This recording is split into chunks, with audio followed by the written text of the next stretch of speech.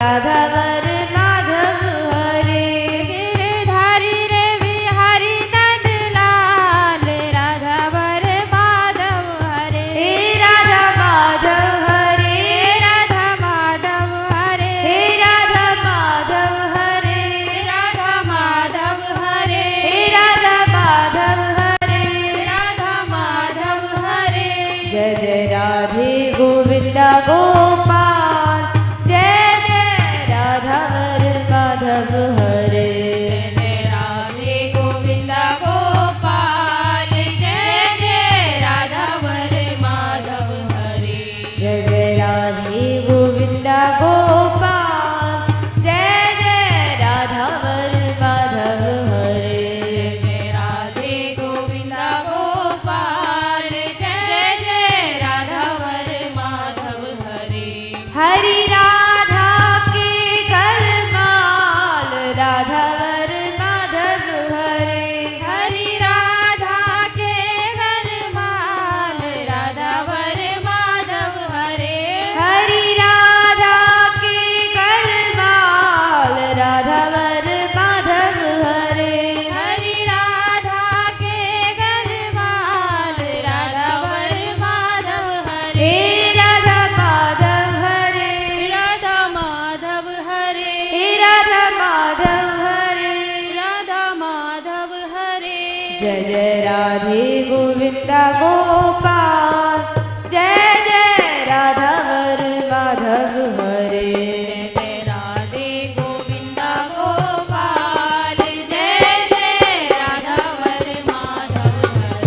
जय जय राधे गोविंदा गोपाल जय जय राधावर माधव हरे जय जय राधे गोविंदा गोपाल जय जय राधावर माधव हरे राधा हरि की गरमाल राधावर माधव हरे राधा हरि की गरमाल राधावर माधव हरे राधा हरि की गरमाल राधावर माधव हरे राधा हरि की गरमाल राधावर माधव हरे राधा माधव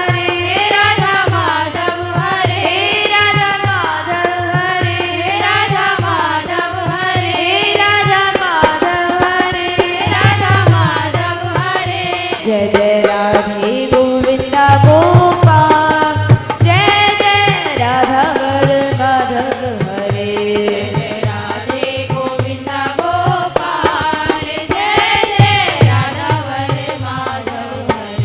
जय जय राधे गोविंदा गोपाल जय जय राधावर माधव हरे जय जय राधे गोविंदा गोपाल जय जय राधावर माधव हरे रुचि शीश फूल विदु भाल राधावर माधव हरे रुचि शीश फूल विदु भाल राधावर माधव हरे रुचि शीश फूल विदु भाल राधावर माधव हरे रुचि शीश फूल विदु भाल राधावर माधव हरे राधा माधव हरे राधा माधव हरे राधा माधव हरे राधा माधव हरे जय जय राधे गोविंदा गोपाल जय जय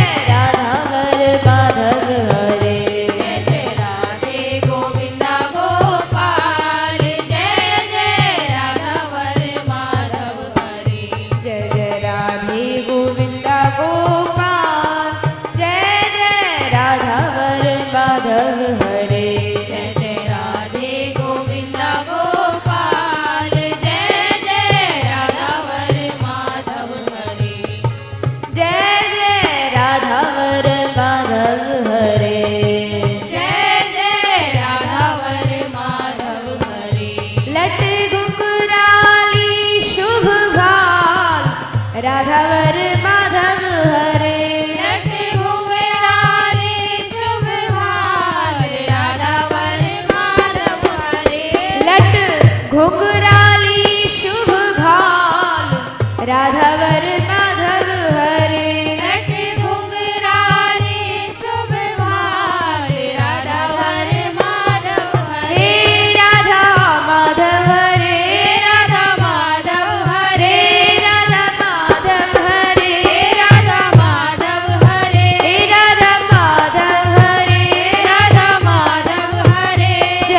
राधे गोविंद गोपाल, जय जय राधावर माधव हरे। जय राधे गोविंद गोपाल, जय जय राधावर माधव हरे। जय जय राधे गोविंद गोपाल, जय जय राधावर माधव हरे। जय जय राधे गोविंद गोपाल, जय जय राधावर माधव हरे। जय जय राधे गोविंद गोपाल, जय जय राधावर माधव हरे। जय जय राधे गोविंद गोपाल, जय जय राधावर माधव हरे। गिरधारी बिहारी नंदलाल, राधावर माधव हरे। गिरधारी बिहारी नंदलाल, राधावर माधव हरे। गिरधारी बिहारी नंदलाल, राधावर माधव हरे। गिरधारी बिहारी नंदलाल, राधावर माधव हरे। गिरधारी बिहारी नंदलाल, राधावर माधव हरे। गिरधारी बिहारी नंदलाल, राधावर माधव हरे। राधा माधव हरे, राधा माधव हरे। राधा माधव हरे, राधा माधव हरे। जय राधे गोविंद गोपाल, जय जय राधावर माधव हरे। जय राधे गोविंद गोपाल, जय जय राधावर माधव हरे। जय जय राधे गोविंद गोपाल, जय जय राधावर माधव हरे। जय राधे गोविंद गोपाल, जय जय राधावर माधव हरे। जय जय राधावर माधव हरे। जय जय राधावर माधव हरे।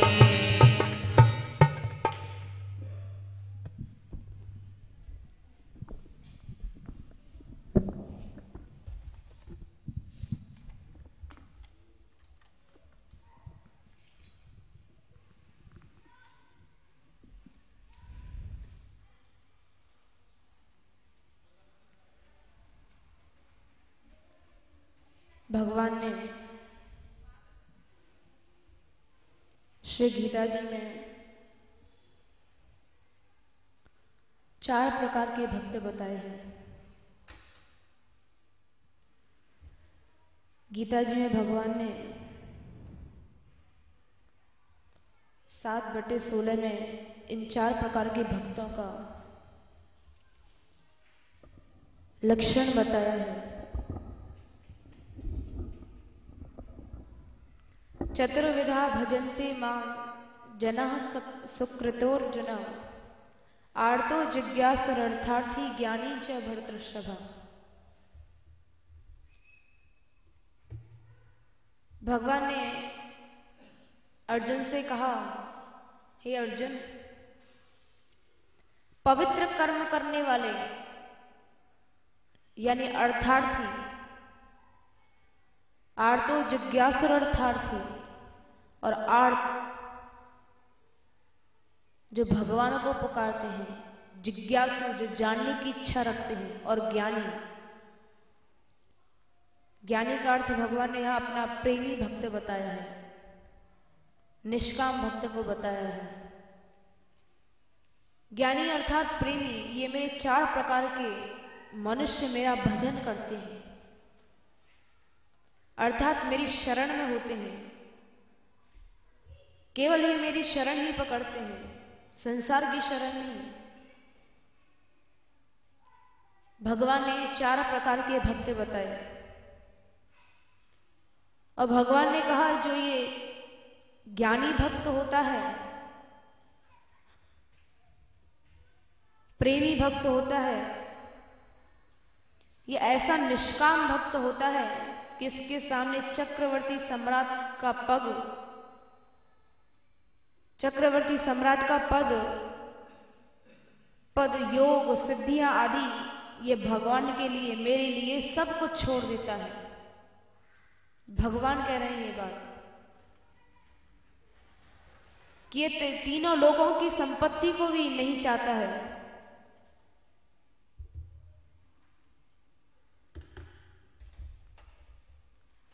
जो प्रेमी भक्त होता है, कैसा भी धन हो, ऐश्वर्य हो, तीनों लोगों की संपत्ति हो, भगवान के आगे वो इन सब चीजों को तुच्छ मानता है, कुछ भी नहीं चाहता, निष्काम होता है, कोई कामना ही नहीं रहती उसके अंदर। क्योंकि भगवान ने निष्काम भक्त की बात चर्चा भगवान ने गीता जी में अनेक जगह की है। भगवान ने 8/16 में भी आप ब्रह्म भुवनान लोका पुनरावर्तिनोर्जुन मामुपेत्य तु कौन्तेय पुनर्जन्म न विद्यते। भगवान कहते हैं अर्जुन, ब्रह्मलोक तक सभी लोग पुनरावर्ती वाले होते हैं, यानी कि अपने पुण्य कर्मों से उनमें चले जाओगे, लेकिन जब तक पुण्य कर्म है तब तक वहां रहोगे, उसके बाद फिर ही मृत्यु लोक में आते हैं। ब्रह्मलोक तक सभी लोग ऐसे हैं जो पुनरावर्ती वाले हैं, जब तक पुण्य है तब तक वहां रहोगे और उसके बाद फिर इसी मृत्यु लोक में जन्म लेना पड़ता है। अर्थात वहां जाने पर पुनः लौटकर संसार में आना पड़ता है। परंतु हे कौन्तेय, मुझे प्राप्त होने पर, मेरी शरणागति प्राप्त होने पर पुनर्जन्म नहीं होता है। भगवान ने साफ साफ कह दिया, मेरी शरण में आ गया, मेरे पास कोई आ गया तो उसका पुनर्जन्म कभी नहीं होगा। और प्रेमी भक्त सेवा के आगे भगवत सुख को भी छोड़ देता है। भगवत सुख को किसके पीछे? सेवा के पीछे छोड़ देता है। उसे भगवत सुख भी इतना प्यारा नहीं है जितना सेवा, भक्तों की सेवा, संतों की सेवा प्रेमी भक्तों को, निष्काम भक्तों को प्रिय लगती है। और ये निष्काम भक्त, प्रेमी भक्त थी गोपियां। सबसे बड़ा उदाहरण है गोपियों का निष्काम भक्त पर। इनके बराबर निष्काम भक्त तो कोई हुआ ही नहीं है, प्रेमी भक्त तो कोई हुआ ही नहीं है। सूरदास जी ने एक पद में गोपियों का निष्काम भक्ति के ऊपर बड़ा सुंदर वर्णन किया है। ऐसा निष्काम प्रेम था गोपियों का।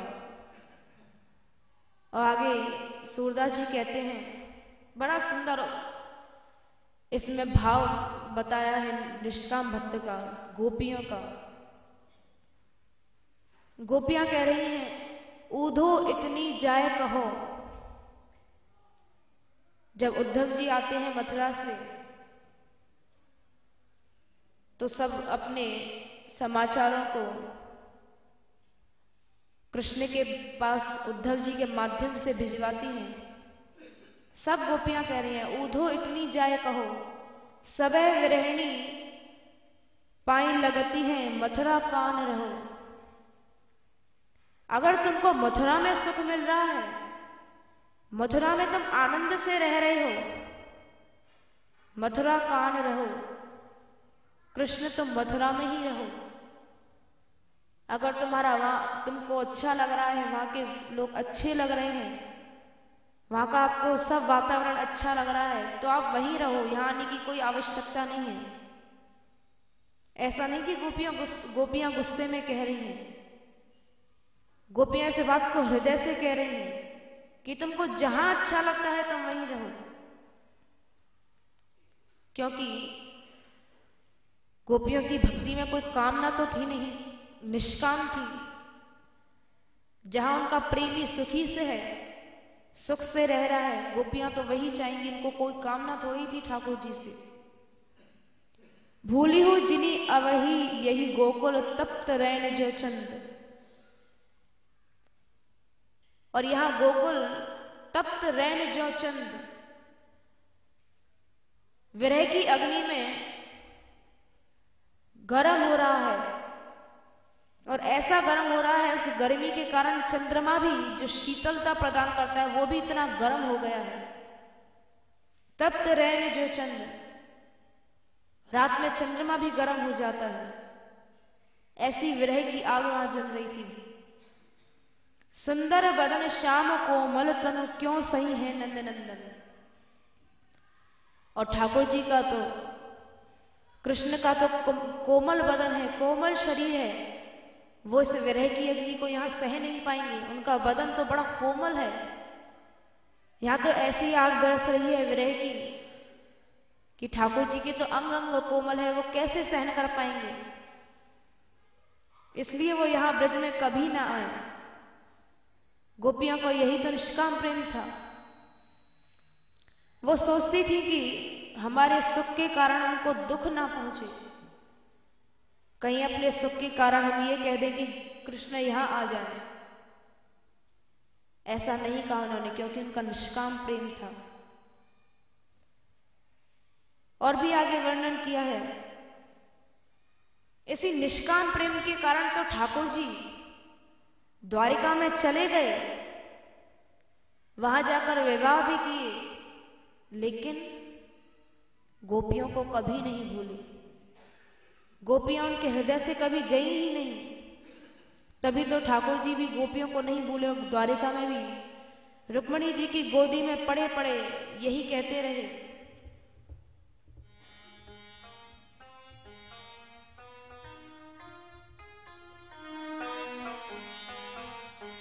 रुक्मिणी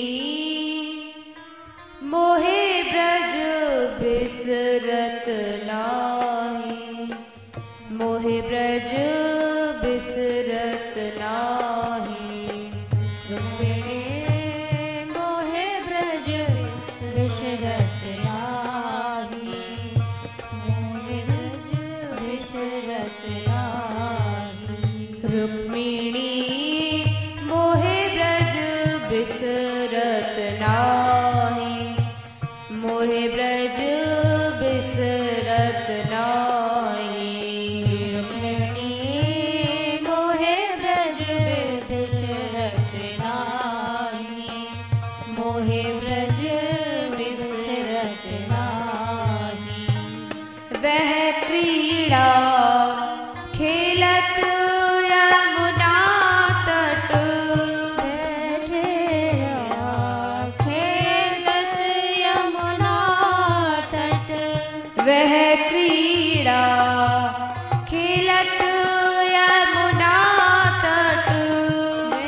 क्रीड़ा खेलत यमुना तट। बिमल कदम की छाही, मोहे ब्रज बिसरत नाही। बिमल कदम की छाई, मोहे ब्रज बिसरत नाही। रुक्मिणी मोहे ब्रज बिसरत नाही, मोहे ब्रज बिसरत नाही। रुक्मिणी मोहे ब्रज बिसरत नाही, मोहे ब्रज बिसरत नाही। ठाकुर जी कह रहे, रुक्मिणी मेरे से ब्रज कभी भूला ही नहीं जाता, मैं इसको भूल ही नहीं सकता इस ब्रज को। वह क्रीड़ा खेलत यमुना तट, कहा मैं यमुना के तट पर ग्वाल वालों के साथ खेला करता था, अनेक तरह के खेल खेला करता था। उनके साथ यमुना जी में खेला करता था, अनेकों लीलाएं करता। बिमल कदम की छाई, और वहां कदमों की छांव में, पेड़ों की छांव में बड़ा आनंद आता था। वहां मैं सो जाया करता था, ग्वाल वालों के संग खेलता, अनेक प्रकार के खेल खेलता। कह रहे हैं ऐसा सुख मुझे यहाँ नहीं है। आगे और वर्णन किया। गोप वधू की भुजा कंठ धरी,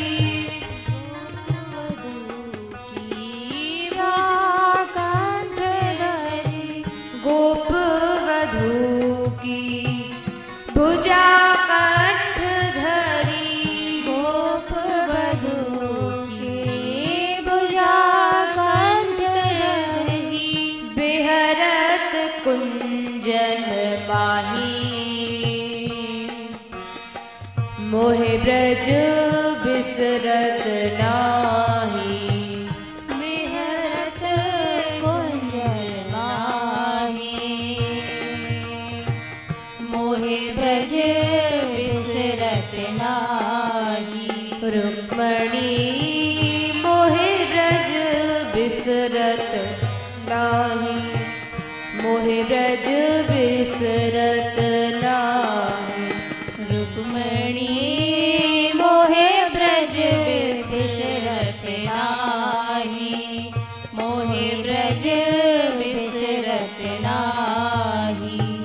अमित विनोद कहाला बरना, अमित विनोद कहाला बरना, अमित विनोद कहाला बरना, अमित विनोद कहाला बरना, मोह मुख बरनी न जाई,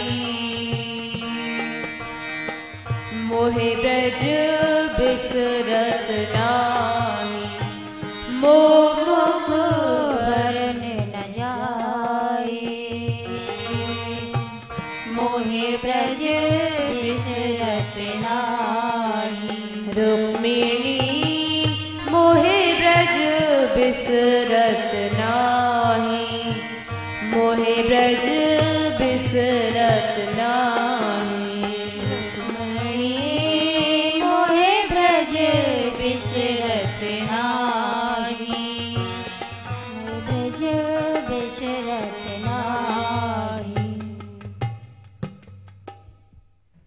गोप वधू की भुजा कंठ धरी, बिरहत कुंजन माही।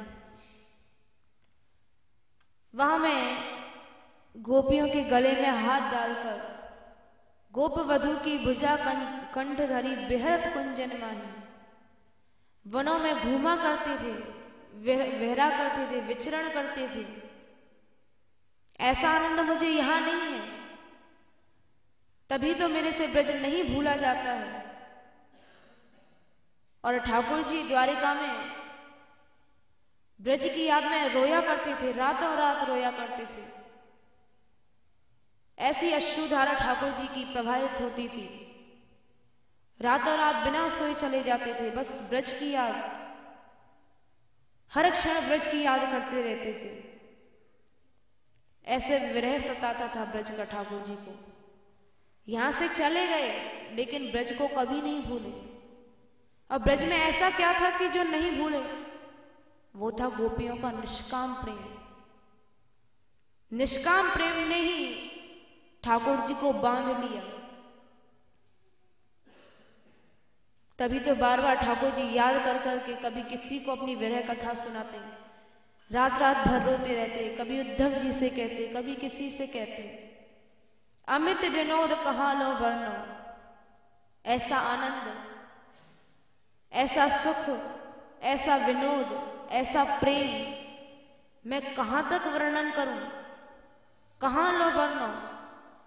इस वर्णन का तो कोई अंत ही नहीं है। ठाकुर जी ने इतना कहा, कहाँ लो वर्णो, कहाँ तक वर्णन करूं। जितना मैं वर्णन करता हूं उतनी ही मुझे याद आती है, उतनी ही लीलाएं मुझे ब्रज की याद आती है। मोह मुख बरनी न जाए, और ये मेरे मुख से मैं इसका वर्णन ही नहीं कर सकता, ये वर्णन करने लायक ही नहीं है। ठाकुर जी ने इतना कहा मोह मुख बरनी न जाए। मेरे मुख से इस लीला का, इस याद का, उनकी ऐसी भक्ति का, प्रेममयी भक्ति का, उनके प्रेम का वर्णन नहीं होता।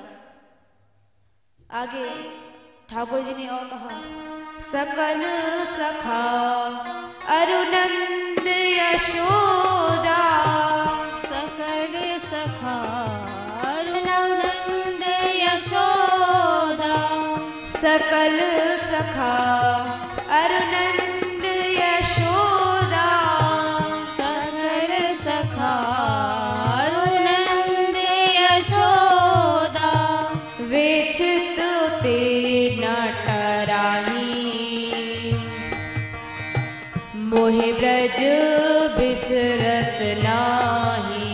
रुक्मिणी मोहे ब्रज बिसरत नाही, मोहे ब्रज बिसरत नाही।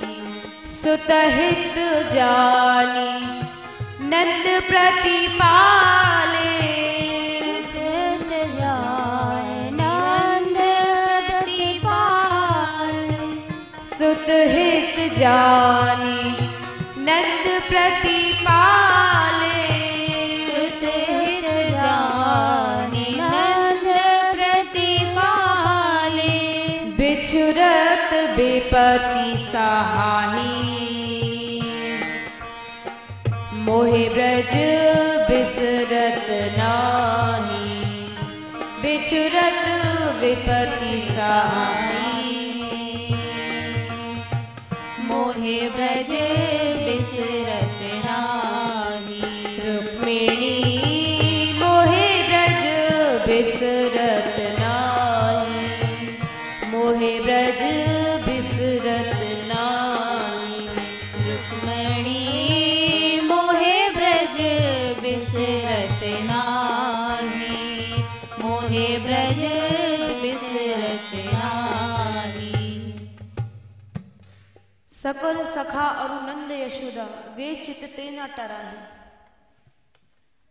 ठाकुर जी बार बार ब्रज की याद करते करते रुक्मणी जी को बताते हैं और फिर रोने लगते हैं। फिर याद आ जाती है ब्रज की। सकल सखा अरुनंद यशोदा, मेरे इतने सारे सखा थे, रोज हम गाय चराने जाते, रोज अनेक तरह की लीलाएं करते, अनेक तरह के खेल करते, एक साथ रहते, एक साथ खाते, एक साथ शयन करते और फिर गाय चराने के बाद एक साथ ही घर को वापस लौटते। और नंद यशोदा मेरे ऐसे माता पिता थे। गोपियां अनेक तरह की शिकायत करती थी मेरी मैया से, लेकिन मैया ने मुझे कभी नहीं डांटा। मेरे से वे सदा प्यार करती थी। ऐसे सखा, ऐसे माता पिता, वे चित्ते ना टराही, वे मेरे चित्त से हटते ही नहीं हैं, उनकी याद आती है। ऐसा ठाकुर जी को विरह व्यापता था, क्योंकि बार बार गोपियों का प्रेम, सखाओं का प्रेम, ब्रजवासियों का प्रेम,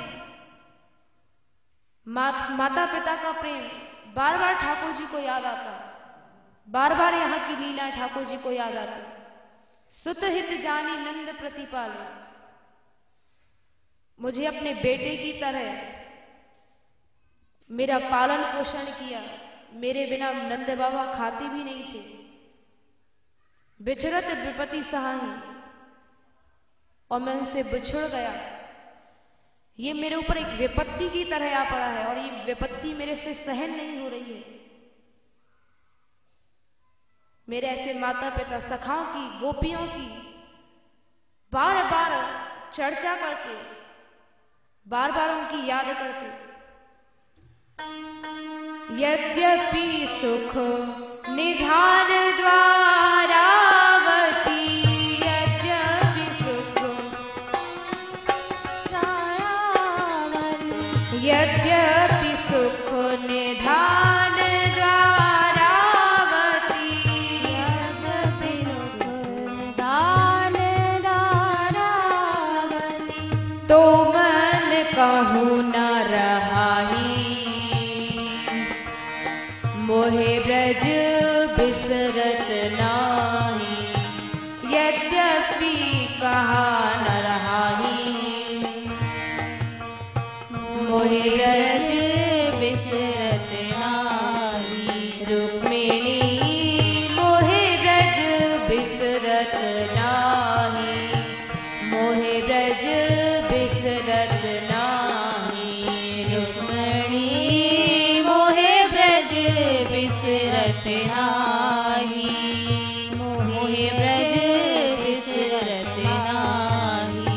सूरदास प्रभु कुंज बिहारी, सूरदास प्रभु कुंज बिहारी, सूरदास प्रभु कुंज बिहारी, सूरदास प्रभु कुंज बिहारी, सुमिर सुमिर पछताही,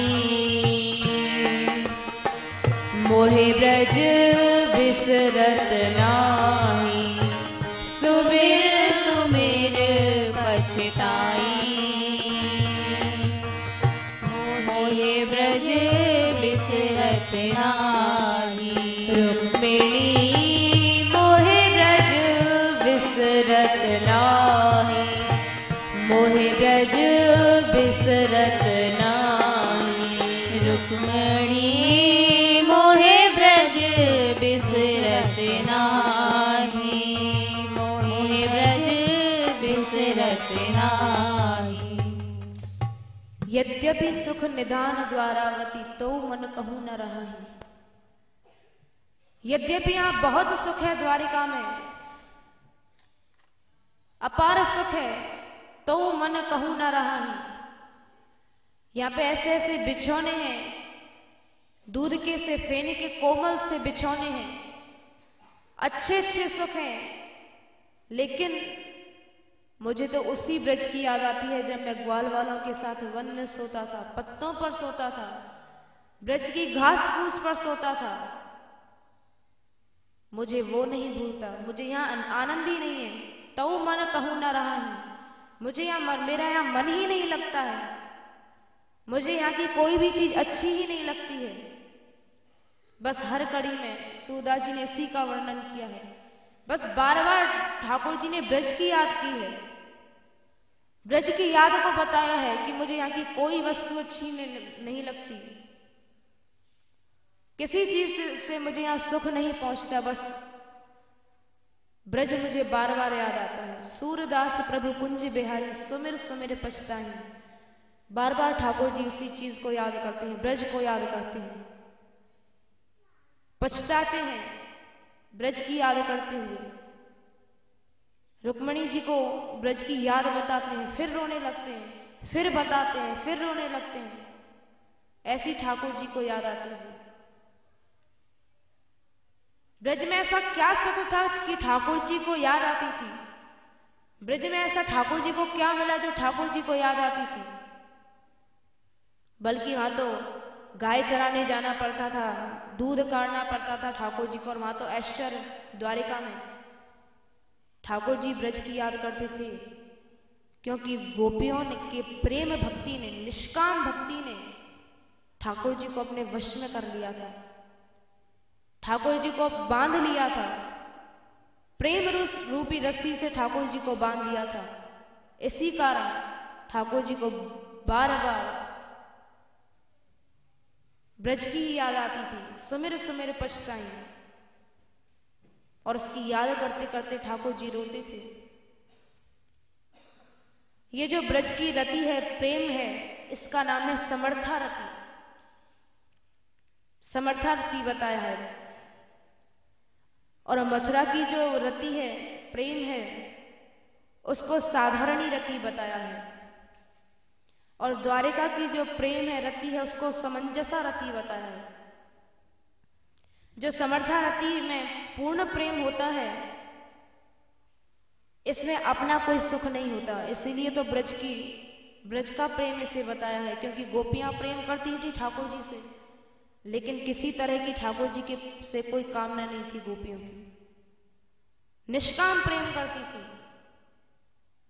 निष्काम प्रेम था, कोई कामना नहीं थी। इसलिए तो ब्रज की रति बताई है समर्था रति। इसमें अपना कोई सुख नहीं होता, ना कोई अंग संग का और ना किसी चीज का।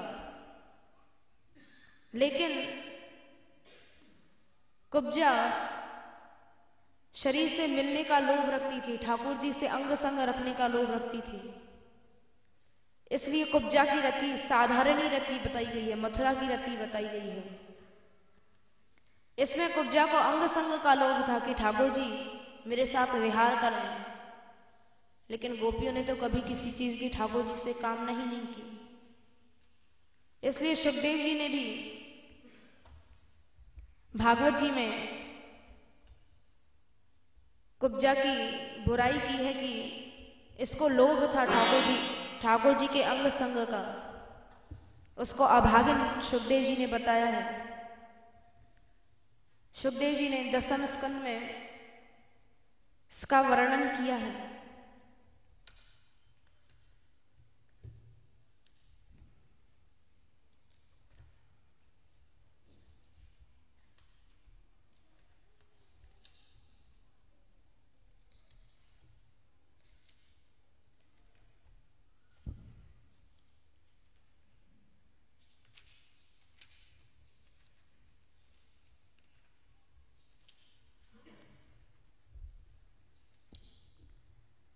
सुखदेव जी ने कहा है, सब सैवम कैवल्य नाथम तम प्राप्य दुष्प्रापमीश्वरम अंग रागार पणे नाहो दुर्भेग मदाय च। ठाकुर जी ने सुखदेव जी ने वर्णन किया है, परीक्षित कुब्जा ने केवल अंगराग समर्पित किया था, उतने से ही उसे उन सर्वशक्तिमान भगवान की प्राप्ति हुई, जो केवल मोक्ष के अधीश्वर हैं, जिनकी प्राप्ति अत्यंत कठिन है। योगी लाखों वर्ष तक योग करते रहते हैं, तप करते रहते हैं, तब भी उनको ठाकुर जी परम परमेश्वर प्राप्त नहीं होते हैं। अत्यंत कठिन बताई है। दुष्प्रापमीश्वरम, अत्यंत कठिन ठाकुर जी की प्राप्ति को बताया है। परंतु दुर्भागा ने उन्हें प्राप्त करके भी, कुब्जा ने उनको प्राप्त कर लिया, ठाकुर जी के दर्शन कर लिए, ब्रज गोपियों की भांति सेवा ना मांगकर यही मांगा। ब्रज गोपियों की तरह कुब्जा ने सेवा नहीं मांगी और मांगा, प्रियतम आप कुछ दिन यही रहकर मेरे साथ क्रीड़ा कीजिए। सुखदेव जी ने यहां उसको दुर्भागा बताया है, दुर्भाग्य की वर्णन किया है कि उसने गोपियों की तरह सेवा ना मांगकर अंग संग का वरदान प्राप्त किया, अंग संग की इच्छा की, दुर्भागा कहा है। और श्रेष्ठ तो निष्काम भक्ति है, जो कि ब्रज गोपियों में थी। और सुखदेव जी ने कुब्जा की बहुत बुराई की। कुब्जा को ही कृष्ण का अंग संग मिला, जिनका दर्शन ही नहीं मिलता, उनका अंग संग मिला। फिर भी सुखदेव जी ने उसे अभागे ने कहा कि ये कैसी प्रीति है, कैसे प्रीति की कसौटी है। प्रेम का महात्मा लोग कहते हैं प्रेम से ही, प्रेम सबसे बड़ा है। और प्रेम को रसिक जनों ने भगवान से भी बड़ा कहा है। ये बात सुखदेव जी ने कि प्रेम कैसे भगवान से बड़ा है, सुखदेव जी ने इस बात को 11वें स्कंद में इस प्रेम को बताया है।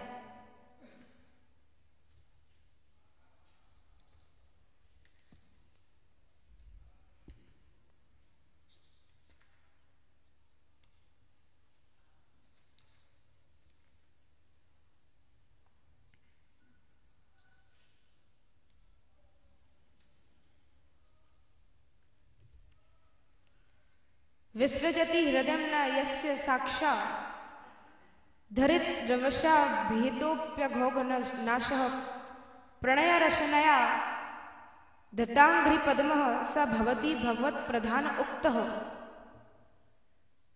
विवशता से नामोच्चारण करने पर भी समूह संपूर्ण अघ राशि को नष्ट कर देने वाले स्वयं भगवान श्री हरि, जिसके हृदय को क्षण भर के लिए भी नहीं छोड़ते, जो भगवान का नामोच्चारण करता रहता है, उनका स्मरण करता रहता है,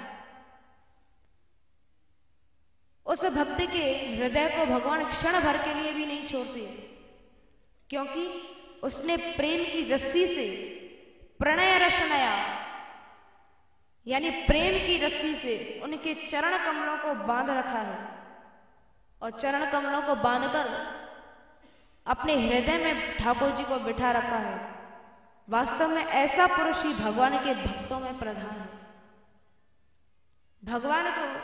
भगवान ने गोपियों को प्रधान भक्त कहा है, भक्तों का प्रधान बताया है कि यही मेरी सबसे बड़ी भक्त थी, यही निष्काम भक्त थी, प्रधान भक्त बताया, सबसे उच्च कोटि की भक्त गोपियों को ठाकुर जी ने बताया। और भगवान कहते हैं कि अगर मुझे कोई मेरा भक्त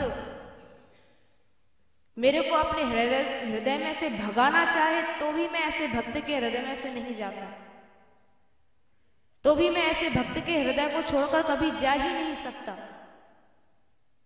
ठाकुर जी ने प्रधान भक्त के लिए, भक्त के लिए, निष्काम भक्त के लिए कहा कि मुझे कोई भगाए भक्त तो भी मैं उसके हृदय में से नहीं जा सकता, क्योंकि उसके हृदय जैसा सुख तो मुझे कहीं मिल ही नहीं सकता।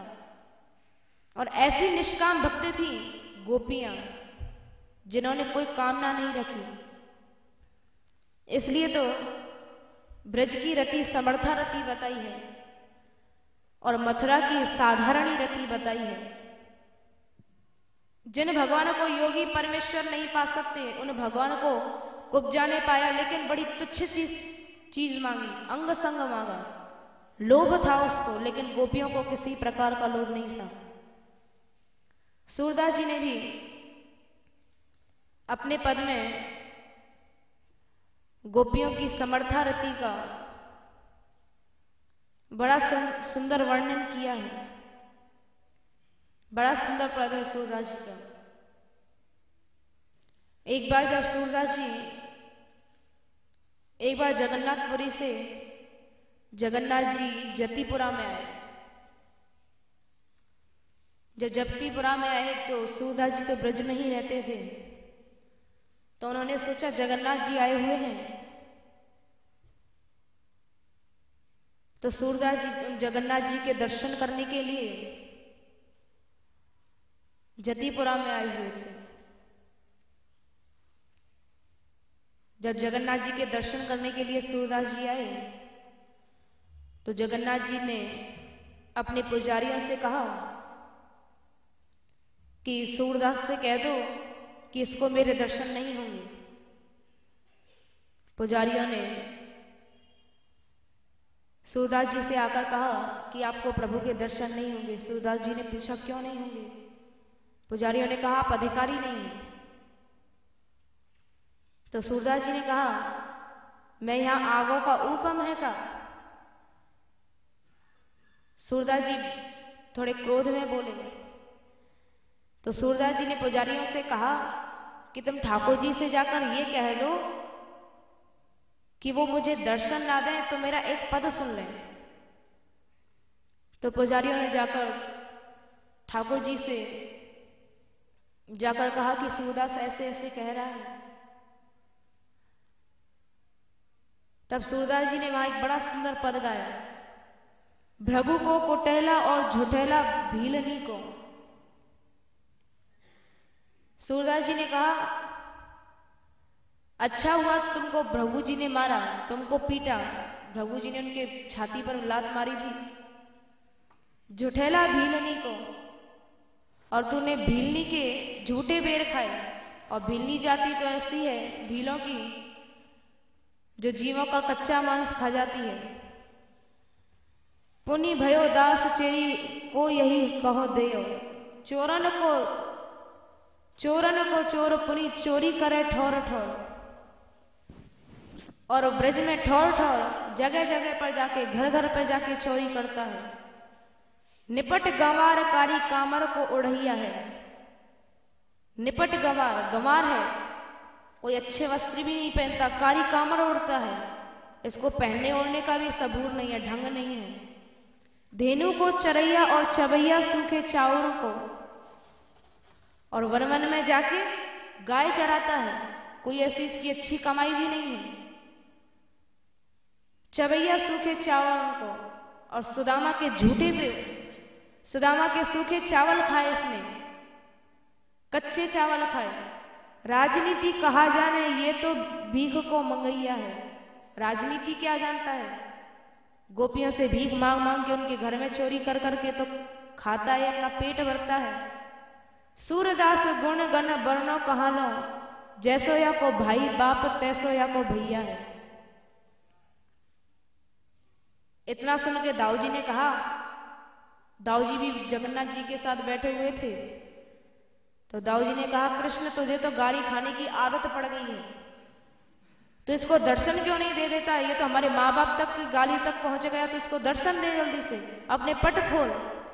ये तो माँ बाप को भी, हमारे भैया बाप को भी गाली देने लग गया, मुझे भी देने लग गया, जल्दी से पट खोल। तो ठाकुर जी ने पट खोल दी। तो ये सूरदास जी की ये समर्था रखी थी। ऐसा कहना हर किसी के बात की नहीं है, और ऐसा ठाकुर जी के लिए कोई कह नहीं सकता था। लेकिन ये सूरदास जी की समर्था रहती है, प्रेम है, निष्काम प्रेम है, इसलिए सूरदास जी ने ऐसा कहा। ऐसा हर कोई नहीं कह सकता ठाकुर जी के लिए। और इसमें सूरदास जी ने गोपियों की समर्थारती को बताया है कि चोरन को चोर पुनि चोरी करे ठौर ठौर। गोपियों के यहाँ चोरी करता था। धेनु को चरैया, गोपियों के गायों को चराता था, उनके साथ विहार करता था। गोपियों के घर में जा जाकर चोरी करके माखन खाता था। इसमें सूरदास जी ने इस पद में समर्थारती का वर्णन किया है, निष्काम प्रेम का वर्णन किया है। और ऐसा निष्काम प्रेम ही ठाकुर जी को वश में कर लेता है, बांध लेता है। सूरदास जी ने ऐसा क्यों कहा? क्योंकि सूरदास जी की समर्थारती थी, निष्काम प्रेम था, सच्चा प्रेम था। कोई क्रोध के कारण सूरदास जी ने ऐसा थोड़ी कहा था। और इसी समर्थारती को सबको दिखाने के लिए भगवान ने एक बार द्वारिका में उदर शूल का नाटक किया कि मेरे पेट में दर्द है। इसी समर्थारती को दिखाने के लिए, गोपियों की समर्थारती को दिखाने के लिए, निष्काम प्रेम को दिखाने के लिए, प्रेमा भक्ति को दिखाने के लिए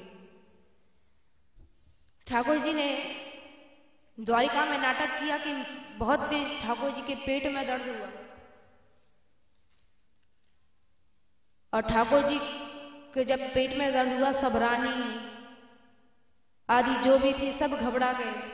बड़े बड़े वैद्यों को बुलाया, द्वारिका के सब वैद्यों को बुलाया, लेकिन वैद्य जो भी दवाई दें कोई असर ही नहीं कर रही थी ठाकुर जी के ऊपर।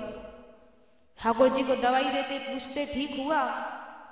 ठाकुर जी कहते नहीं, अब तो और दुगना बढ़ गया है। और अच्छे वैद्य को बुलाया, उनकी दवाई दें ठाकुर जी को।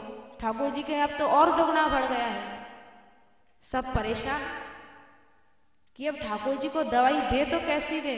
जो दवाई देते हैं ठाकुर जी कहते हैं मेरे तो और दुगना बढ़ गया।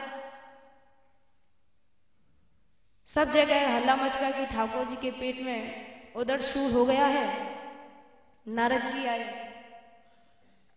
नारद जी ने वैद्यों को बुलाया, लेकिन कोई असर ही नहीं करे ठाकुर जी के, और ठाकुर जी के दुगना पेट में दर्द हो जाए। तो ठाकुर जी से नारद जी ने कहा अब तो ठाकुर जी कोई वैद्य ही नहीं बचा, अब आपके उधर का शूल कैसे सही हो? अब आपको तो उधर शूल में ही मरना पड़ेगा। अब तो कोई वैद्य भी नहीं है, अब कहाँ से कौन सी दवाई लाएं? अच्छे से अच्छे वैद्य तो ले आए, अब कहाँ से और वैद्य लाएं हम? नारद जी ने कहा आप ही बता दीजिए आपकी कौन सी दवाई से ठीक होगा, कौन सी औषधि है ऐसी जो आपका उधर शूल ठीक हो जाएगा। ठाकुर जी ने कहा नारद जी किसी भक्त की चरण रज को ले आइए, बस मेरा तुरंत उधर शूल ठीक हो जाएगा। नारद जी ने कही पहले तो आपके महल में ही इतने सारे भक्त हैं, इतनी सारी रानियां हैं आपकी भक्त हैं, उनकी ही चरण रज लाता हूं, देखता हूं आपके फायदा होगा कि नहीं। सबसे पहले रुक्मणी जी से पूछा कि आप थोड़े अपने चरणों की रज दे दो। तो रुक्मणी जी ने कहा कि हमको तो कौन से नरक में जगह मिलेगी, हम अपने स्वामी को अपने पैरों की रज खिलाएं।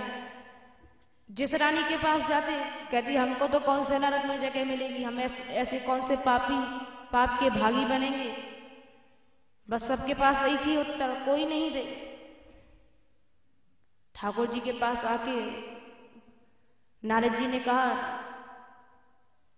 अब तो कोई भी रज नहीं दे रहा है चरणों की अपने। जितने भी द्वारिका में भक्त थे सबसे मैंने पूछ लिया, कोई नहीं दे रहा है। तो ठाकुर जी ने कहा तुम ब्रज गए, ब्रज की गोपियों से चरण रज लेके आए? नारद जी ने कहा मैं तो ब्रज तो नहीं गया। नारद जी तुरंत ब्रज गए। नारद जी जब ब्रज गए तो गोपियां बड़ी प्रसन्न हुई, आइए नारद बाबा बैठो। उनके लिए दूध लाती, कोई खीर लाती, कोई कुछ लाती, ये खाओ वो खाओ। बड़ा आदर सत्कार किया नारद जी का और पूछने लगी अब आप हमें ये बताओ कि कृष्ण का क्या हाल है। नारद जी ने कहा बस यही मत पूछो क्या हाल है, उनका तो वहां जीना भारी पड़ रहा है। तो गोपियों ने कहा क्या हो गया कृष्ण को, कैसे जीना भारी पड़ रहा है, वहां तो इतना सुख है ऐश्वर्य है, वहां ऐसा कौन सा दुख आ गया जो वहां के लोग सही नहीं कर सके, उनका दुख दूर नहीं कर सके। नारद जी ने सब बात बताई कि ठाकुर जी के उदर शूल हो रहा है और किसी भी दवाई से ठीक नहीं हो रहा है। तो गोपियों ने कहा वहां तो इतने बड़े बड़े वैद्य हैं, किसी को भी बुला लो, कोई भी ठीक कर देगा, उदर शूल को इतनी बड़ी बात थोड़ी है। नारद जी ने कहा हम जिस भी दवाई को देते हैं, जिस वैद्य की देते हैं, ठाकुर जी कहते हैं बस दुगना पेट दर्द बढ़ गया। ठाकुर जी के तो और बढ़ जाता, अब कैसी दवाई दें, ठाकुर जी को पता नहीं कौन सी औषधि है। तो जब मैंने अंत में ठाकुर जी से पूछा कि आपकी कौन सी औषधि से ठीक होगा, तो ठाकुर जी ने यही उत्तर दिया कि मेरे भक्तों की चरण रज ले आओ। नारद जी ने कहा मैंने सबसे पूछ लिया वहां लेकिन कोई नहीं दे रहा, अब तुम ही दे दो।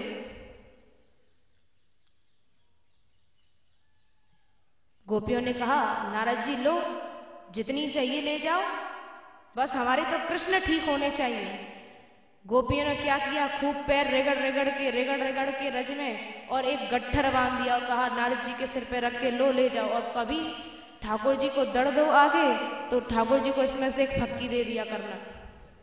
एक गट्ठर बांध दिया कि आगे कभी हो तो ठाकुर जी को इसमें से दे देना। तो गोपियों की ये क्या थी, गोपियों ने कुछ नहीं सोचा कि हमको नरक जाना पड़ेगा या कहां जाना पड़ेगा, बस हमारे प्रेमी हमारे प्रभु ठीक होने चाहिए। ये थी प्रेमा भक्ति। अंत में वही बात आती है, प्रेमा भक्ति के कारण ही ठाकुर जी के लिए इतना सारा गट्ठर बांध के गोपियों ने दे दिया कि भविष्य में कभी आवश्यकता पड़े, कभी उधर शूल हो, ठाकुर जी को इसमें से दे देना। उन्होंने ये नहीं सोचा कि हमको नरक जाना पड़ेगा या हमको पाप लगेगा या कुछ भी, आगे का कुछ नहीं सोचा। यही तो थी प्रेमा भक्ति गोपियों की। और वहां द्वारिका में इतनी सारी रानियां थी, भक्त थे, लेकिन किसी ने नहीं दिया। सबने सोचा कि हमको कौन सा नरक मिलेगा, सब अपना अपना स्वार्थ। लेकिन गोपियों में ऐसा कुछ नहीं था। तभी तो ठाकुर जी उनके प्रेम के बंधन में बंध गए। तभी तो ठाकुर जी को बार बार ऐसे ब्रज की याद आती थी। बार बार ऐसे ब्रज को स्मरण करके बार बार ठाकुर जी रोते थे। निष्काम भक्ति थी, किसी तरह की कामना नहीं थी। तभी तो गोपियों ने, सूरदास जी ने अपने पद में गोपी भाव को लिखा है। इस निष्काम भाव को अपने पद में बड़ा सुंदर लिखा है। सूरदास जी कहते हैं,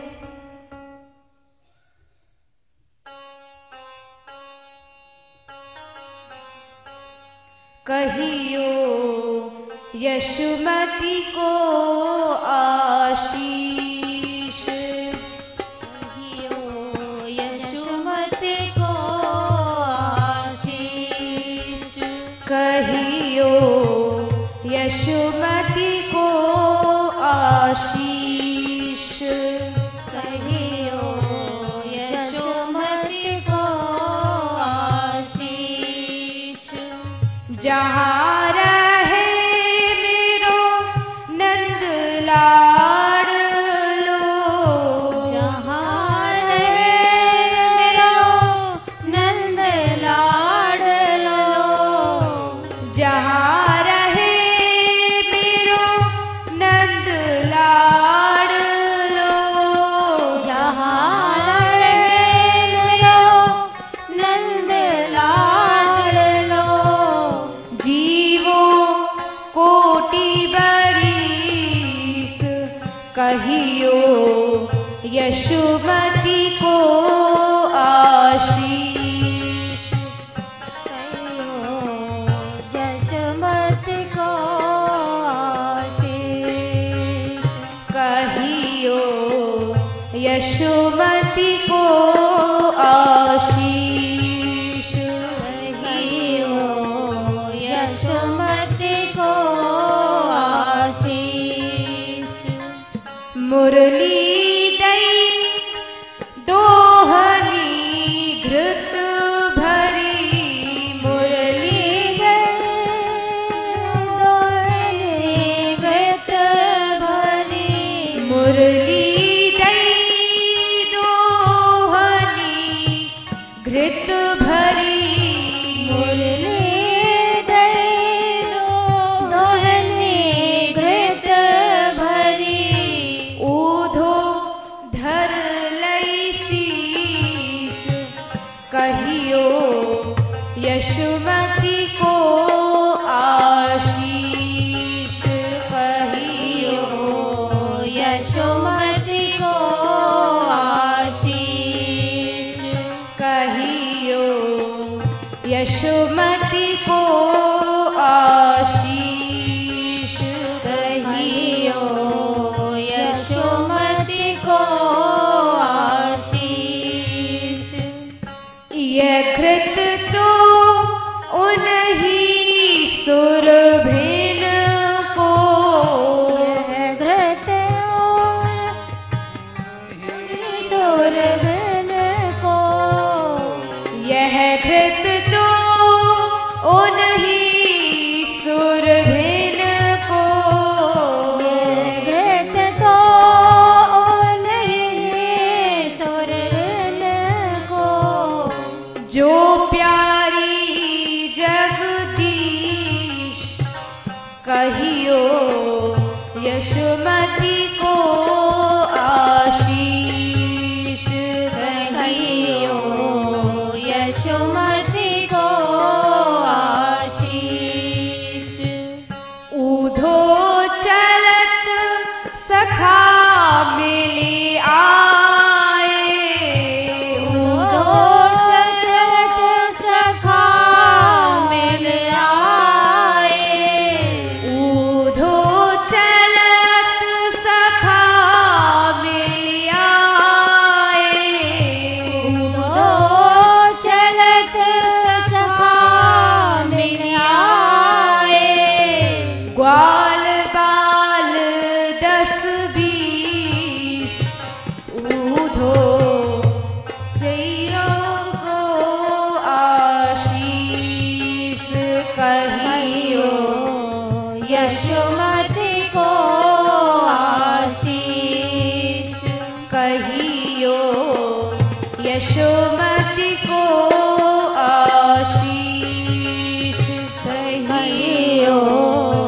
यशोमती को आशीष।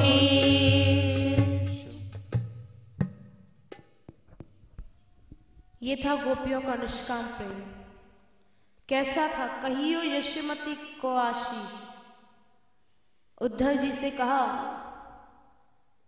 कि तुम मेरे कन्हैया को खूब जी भर के मेरी तरफ से आशीर्वाद देना। जहां रहे मेरो नंद लाडलो, जीवो कोटि वरीश। जाके मेरा आशीर्वाद देना और मेरे कृष्ण को जहां भी सुख मिले, जहां भी मेरा कृष्ण आनंद से रहता है, प्रसन्न चित्त से रहता है, वहां रहे और करोड़ों जीवों कोटि वरीश, करोड़ों वर्षों तक जिए। ऐसा आशीर्वाद मेरी तरफ से कृष्ण को दे देना।